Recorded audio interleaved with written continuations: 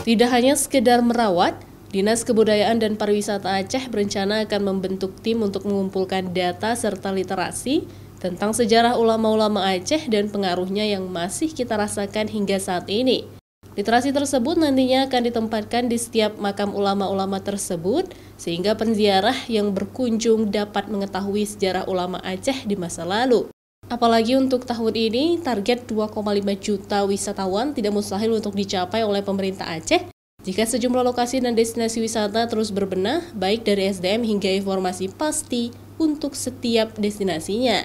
Kejayaan atau kehebatan para ulama terdahulu, kita perlu menulis kisah-kisah ini dalam sebuah cerita buku. Dan semua cerita ini bukan fiksi, tapi nyata adanya.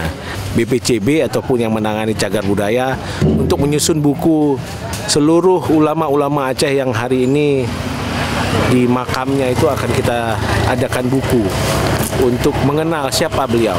Wisata religi maupun sejarah merupakan salah satu yang paling diminati oleh wisatawan mancanegara, khususnya Malaysia. Sehingga perlu adanya aksi nyata untuk terus meningkatkan kualitas pariwisata untuk menarik minat wisatawan berkunjung ke Aceh. Syahril, Kompas TV, Banda Aceh.